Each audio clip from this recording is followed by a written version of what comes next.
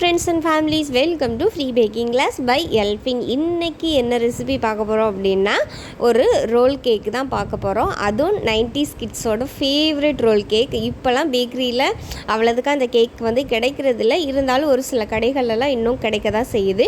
இந்த role cake வந்து சிம்பிளாக எப்படி பேக்கரி ஸ்டைலில் வந்து செய்யலான்னு சொல்லிட்டு இந்த வீடியோவில் தெளிவாக சொல்லியிருக்கேன்.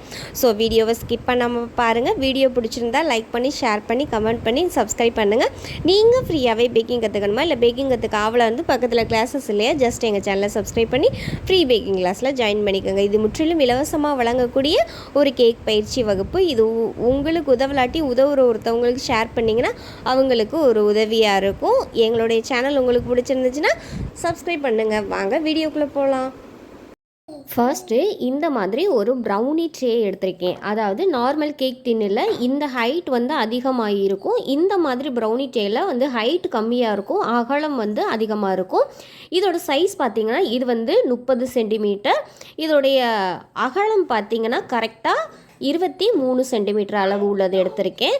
1 கேஜி கேக் டின்லேயும் நீங்கள் இந்த மாதிரி செய்யலாம், ஒன்றும் பிரச்சனை இல்லை. நான் வந்து கரெக்டாக செஞ்சு காமிக்கணுங்கிறதுக்காக இந்த ட்ரே எடுத்திருக்கேன். இதில் வந்து லைட்டாக ஆயில் க்ரேஸ் பண்ணி எடுத்துக்கலாம். இதில் வந்து நான் பட்டர் பேப்பர் வந்து கட் பண்ணி எடுத்துக்கிறேன். ஆயில் ப்ளேஸ் பண்ணிவிட்டு நம்ம பட்டர் பேப்பரை வந்து இதில் வந்து நம்ம ப்ளேஸ் பண்ணி எடுத்துக்கலாம். பட்டர் பேப்பர் ப்ளேஸ் பண்ணிவிட்டு நம்ம ஒரு ஓரமாக எடுத்து வச்சிடலாம். ஃபஸ்ட்டு ஈரமில்லாத 2 பவுல் எடுத்துக்கோங்க. இதில் வந்து ரூம் டெம்பரேச்சரில் இருக்க முட்டை வந்து நான் 2 முட்டை எடுத்திருக்கேன். முட்டை வந்து கூலிங்காக இருக்கக்கூடாது, அதாவது ஃப்ரிட்ஜில் இருக்கக்கூடாது. ஃப்ரிட்ஜில் இருந்து எடுத்து கூலிங் டெம்பரேச்சர் போய் நல்லா நார்மல் ரூம் டெம்பரேச்சருக்கு வந்ததுக்கப்புறம் தான் முட்டையை பயன்படுத்தணும். அதே மாதிரி முட்டையோட மஞ்சள் கரு வெள்ளைக்கரு தனித்தனியாக பிரிக்கும்போது வெள்ளைக்கருவில் வந்து மஞ்சள் கரு கலக்காமல் பார்த்துக்கோங்க. அது கலக்காமல் இருந்தால் தான் எக்கு வந்து நம்மளுக்கு ஸ்டிப்பிக்காக கிடைக்கும், அதாவது நல்லா பொங்கி ரைஸ் ஆகி கிடைக்கும். அதில் மஞ்சள் கரு கலந்துட்டு அந்தளவுக்கு பீட் ஆகி கிடைக்காது. ஸோ அதை வந்து செக் பண்ணிக்கோங்க. இந்த மாதிரி முட்டையோட வெள்ளைக்கரு தனியாக மஞ்சள் கரு தனியாக நம்ம பிரித்து எடுத்துக்கலாம். இந்த தனியாக எடுத்து வச்சுருக்க மஞ்சள் கருவில் 1 டீஸ்பூன் அளவு வெண்ணிலா எசன்ஸ் சேர்த்துக்கலாம். இது கூடவே 1/4 டீஸ்பூன் அளவு உப்பு சேர்த்துக்கலாம். சேர்த்துட்டு இதை வந்து நம்ம மிக்ஸ் பண்ணி எடுத்துக்கலாம். அதாவது அந்த உப்பு கரையிற அளவுக்கு மிக்ஸ் பண்ணிக்கலாம். ஒரு ஓரமாக எடுத்து வச்சிடலாம். இப்போ இந்த முட்டையோட வெள்ளைக்கருவை நம்ம பீட் பண்ண ஆரம்பிச்சிடலாம். வந்து ஃபஸ்ட்டு ஸ்பீடில் ஆன் பண்ணி தண்ணியாக இருக்கிறது நுர மாதிரி பொங்கி வர அளவுக்கு ஒரு நிமிஷத்துக்கு பீட் பண்ணி எடுத்துக்கலாம். அதுக்கப்புறமா நம்ம வந்து சர்க்கரையை ஆட் பண்ணிக்கலாம். இந்த மாதிரி பீட் பண்ணதுக்கப்புறம் நம்ம வந்து சுகரை வந்து சேர்த்துக்கலாம். 50 ml கப்பில் 1/2 கப் அளவு மெஷர்மெண்ட்டில் 3/4 பங்கு அளவு எடுத்திருக்கேன். அதாவது கரெக்டாக 75 கிராம் அளவு பவுடர் பண்ணாத சுகர் எடுத்திருக்கேன். இதை வந்து 3 பேட்சாக ஆட் பண்ணி ஒவ்வொரு பேட்ச் சர்க்கரையும் கரையிற அளவுக்கு நல்லா பீட் பண்ணி எடுத்துக்கலாம். இப்போ ஃபஸ்ட்டு பேட்ச் ஆட் பண்ணி சர்க்கரை கரையிற அளவுக்கு பீட் பண்ணதுக்கப்புறம் 2வது பேட்ச் ஆட் பண்ணலாம். கொஞ்சம் கொஞ்சமாக மொத்தமாக 3 பேட்ச் ஆட் பண்ணி நல்லா சுகர் கரையிற அளவுக்கு பீட் பண்ணி எடுத்துக்கலாம். சில நேரங்களில் எக்கு வந்து நல்லா பீட்டாகி கிடைக்கும், ஆனால் வந்து பார்த்திங்கன்னா சர்க்கரை கரையாமல் அப்படியே முழுசாக இருக்கும். அப்படி இருந்துச்சுன்னா கேக்கு வந்து பிசு பிசுன்னு கையில் ஒட்ட ஆரம்பிக்கும், அதாவது அடியிலையும் பிசு பிசுன்னு ஒட்ட ஆரம்பிக்கும். ஸோ வந்து நல்லா வந்து நம்ம பீட் பண்ணி எடுத்துக்கணும். சர்க்கரையும் கரைஞ்சிருக்கணும், அதே நேரத்தில் எக்கும் நல்லா பர்ஃபெக்டாக பீட்டாகி கிடச்சிருக்கணும்.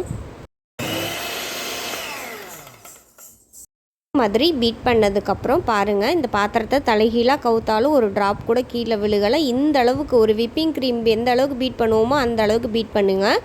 இப்போ பீட்டரை ஆஃப் பண்ணிவிட்டு நம்ம மஞ்சள் கருவும் எசன்ஸும் உப்பும் சேர்த்து வச்சுருக்கோம்ல, அந்த கலவையை லைட்டாக மிக்ஸ் பண்ணிவிட்டு இந்த நம்ம முட்டையோட வெள்ளை கருவிலே டைரெக்டாக சேர்த்துக்கலாம். சேர்த்துட்டு நான் பீட்ரு யூஸ் பண்ணல, லைட்டாக ஸ்பேச்சுலா வச்சு ஜென்டலாக மிக்ஸ் பண்ணி எடுத்துக்கிறேன்.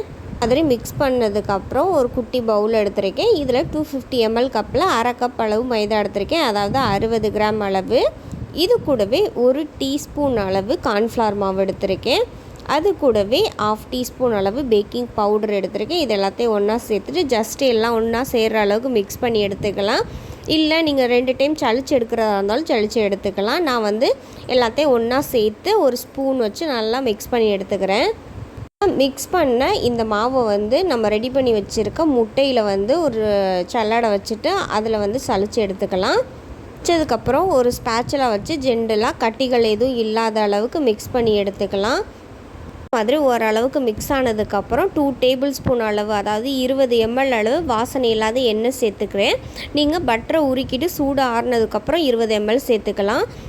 ஒருவேளை வாசனை இல்லாத எண்ணெய் நீங்கள் பயன்படுத்தணும்னு நினச்சிங்கன்னா கோல்டு வின்னர், ஃபார்ம் ஆயில், அப்படி இல்லைன்னா பட்டரை உருக்கிட்டு சேர்க்கலாம். மற்ற வேறு எந்த எண்ணெயும் பயன்படுத்தக்கூடாது. இப்போ ஆயில் சேர்த்துட்டு நம்ம ஜென்ரலாக எல்லாத்தையும் ஒரு சேர மிக்ஸ் பண்ணி எடுத்துக்கலாம். இந்த மாதிரி ஒரு கன்சிஸ்டன்சியில் தான் இருக்கும். நம்ம ரெடி பண்ணி வச்சுருக்க பேக்கிங் ட்ரேயில் வந்து நம்ம ரெடி பண்ணி வச்சுருக்க பேட்டரை வந்து சேர்த்துக்கலாம்.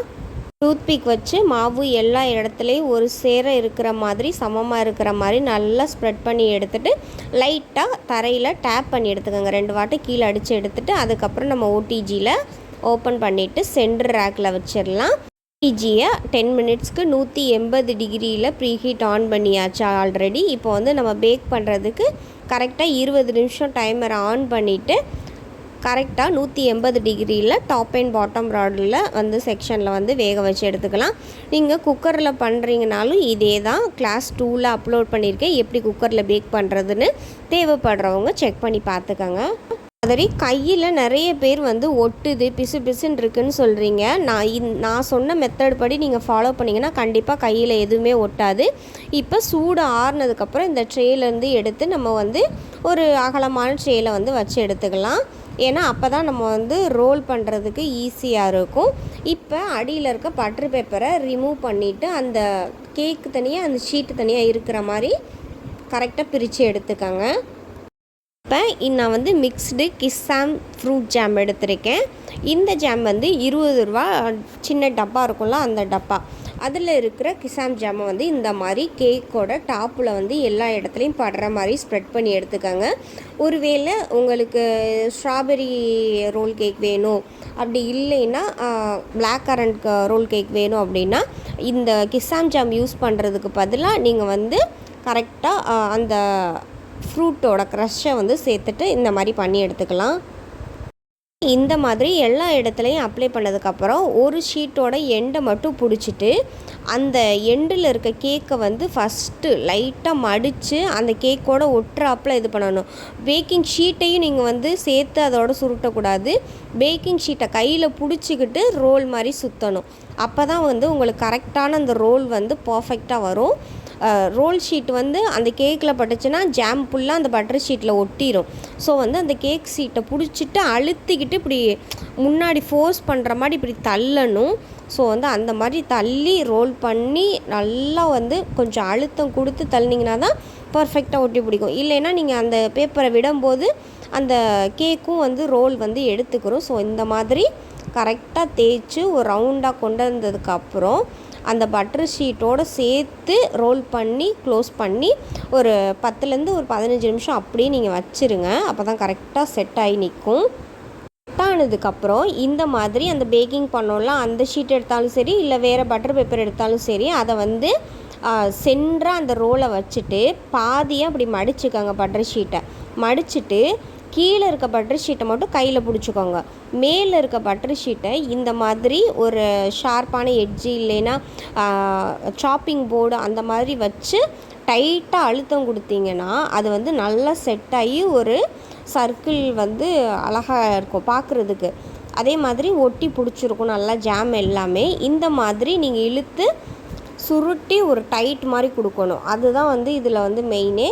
இந்த மாதிரி பண்ணிவிட்டு ஒரு 10 நிமிஷம் அப்படியே வச்சுருங்க. அதுக்கப்புறமா அந்த ரோலுக்கு பக்கத்துலேயே வந்து டெசிகேட்டட் கோகோனட், அதாவது காஞ்ச தேங்காய் துருவல், அதை வந்து எல்லா இடத்துலையும் அதாவது அந்த ரோலுக்கு ஈக்குவலாக நீங்கள் வந்து பரப்பி விட்டுக்கோங்க. பரப்பி விட்டுட்டு மீதம் இருக்கிற கிசாம் ஜாமை வந்து நான் வந்து அந்த இடத்துல வந்து ஸ்ப்ரெட் பண்ணி எடுத்துக்கிறேன். அந்த கேக்கில் ஸ்ப்ரெட் பண்ணி எடுத்துட்டு அந்த கேக்கு மேலே எந்த இடத்துல கிசாம் ஜாம் இருக்கோ அந்த இடத்துல அந்த டெசிகேட்டட் கோகோனட் படுற மாதிரி அப்படி ரோல் பண்ணணும்.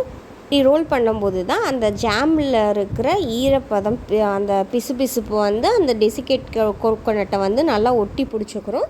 அப்புறம் பாதி இது அப்ளை பண்ணியிருப்போம்ல, பாதி அப்ளை பண்ணாமல் இருக்கும்ல, அதுக்கப்புறமாட்டி அப்ளை பண்ணாத இடத்துல மறுபடியும் அப்ளை பண்ணி மறுபடியும் அந்த ரோலை வந்து டெசிகேட்டட் கோகோனட்டில் வந்து நல்லா படுற மாதிரி டிப் பண்ணி, அதாவது உருட்டி எடுத்துக்க வேண்டியது தான். எல்லா இடத்துலையும் ஜாம் அப்ளை பண்ணிவிட்டு அந்த இடத்துலலாம் டெசிகேட்டட் கோகோனட் படுற மாதிரி நல்லா உருட்டி எடுத்துக்கோங்க. உருட்டி எடுத்துட்டால் அது வந்து நம்மளுக்கு நல்லா செட் ஆகி கிடச்சிடும். உருட்டினதுக்கப்புறம் இதை வந்து ஒரு பிளேட்டில் வந்து நம்ம மாற்றி வச்சுக்கலாம். இப்போ வந்து ஒரு நைஃப் வச்சு நான் கட் பண்ணி காமிக்கிறேன். பாருங்கள் எந்த அளவுக்கு நம்ம வந்து கடையில் வாங்கக்கூடிய அளவுக்கு கடையில் எப்படி செய்வாங்களோ அதே மெத்தடு தான். அதில் வந்து எந்த வித மாற்றமும் இல்லை. ஸோ வந்து அவ்வளோ ஜூஸியாக அவ்வளோ எம்மியாக இருக்கும். நான் வந்து கிசாம் ஜாம் வந்து லைட்டாக தான் அப்ளை பண்ணியிருக்கேன். உங்களுக்கு வேணும்னா நீங்கள் வந்து அதிகமாக கூட அப்ளை பண்ணிக்கலாம். பாருங்கள் இந்த ரோல் எவ்வளோ பர்ஃபெக்டாக எவ்வளோ நீட்டாக வந்திருக்குன்னு. நம்ம கொடுத்துருக்க மெஷர்மெண்ட்டை நீங்கள் கரெக்டாக ஃபாலோ பண்ணிங்கன்னா கண்டிப்பாக நீங்களும் இந்த மாதிரி ஒரு பர்ஃபெக்டான ரோல் கேக் வந்து பண்ணலாம். அதுவும் பேக்கரியில் கிடைக்கக்கூடிய அதே டேஸ்ட்டில் நம்ம கொடுத்துருக்க மெஷர்மெண்ட்டையும் இன்ஸ்ட்ரக்ஷனையும் கரெக்டாக ஃபாலோ பண்ணிங்கன்னா பர்ஃபெக்டாக வரும். இது வந்து நம்ம வந்து நார்மலாக ஒரு 3 to 4 days வரைக்கும் வந்து ரூம் டெம்பரேச்சரில் வச்சு சாப்பிட்லாம். அதுக்கு மேலே வந்து ட்ரை ஆயிரும் கேக் வந்து. அதனால் கொஞ்சம் குவான்டிட்டியாக செஞ்சு சாப்பிட்றது கரெக்டாக இருக்கும். சேலுக்குன்னா நம்ம கொடுத்துருக்க மெத்தட் படி நீங்கள் யூஸ் பண்ணி சேல் பண்ணிக்கலாம். உங்களுக்குலாம் இந்த ரோல் கேக் தெரியுதா இல்லையான்னு சொல்லிட்டு எனக்கு தெரியலை. ஆனால் 90s கிட்ஸாக இருந்த எல்லாருக்குமே இது வந்து கண்டிப்பாக ஞாபகம் இருக்கும். அப்போதைக்கு கேக்குனா ரோல் கேக் தான் நிறைய சாப்பிட்ருக்கோம். ரோல் கேக்கு, அதுக்கப்புறம் இந்த பட்டர் க்ரீம் கேக்குன்னு சொல்லுவாங்கல்ல, அது பட்டர் க்ரீம் தான் நினச்சிட்டு இருந்திருக்கோம். ஆனால் அது வந்து பட்டர் க்ரீம் இல்லைன்ட்டு இப்போ தான் தெரியுது. அது வந்து ஒரு வகை டால்டா. ஆனால் அந்த க்ரீம் வந்து மெல்ட்டே ஆகாது. ஆனால் செம்ம டேஸ்ட்டாக இருந்துச்சு. அப்போல்லாம் நல்லா விரும்பி சாப்பிட்டோம். இந்த கேக் அவ்வளோ டேஸ்ட்டாக இருக்கும், அவ்வளோ எம்மியாக இருக்கும். இந்த கேக்கு செய்யும்போது எனக்கு என்னுடைய பழைய ஞாபகங்கள் தான் வந்துச்சு. உங்களுக்கும் அந்த மாதிரி நீங்கள் 90s கிட்ஸாக இருந்தால் உங்களுக்கும் அந்த ஞாபகம் வந்துச்சான்னு சொல்லிவிட்டு கமெண்ட் பண்ணுங்கள். இந்த ரெசிபி உங்களுக்கு பிடிச்சிருந்துச்சுன்னா லைக் பண்ணி ஷேர் பண்ணி கமெண்ட் பண்ணுங்கள். ஃப்ரீயாக பேக்கிங் கற்றுக்கிறவங்களுக்கு இந்த வீடியோவை சென்ட் பண்ணுங்கள். உங்களுக்கு உதவலாட்டி அவங்களுக்கு உதவுற ஒரு விதமாக இருக்கும். இவ்வளோ நாள் நீங்கள் கொடுத்த லவ் அண்ட் சப்போர்ட்டுக்கு ரொம்பவே நன்றி. அதே மாதிரி இனிமேலும் லவ் அண்ட் சப்போர்ட் கொடுப்பீங்கன்னு நம்புகிறேன்.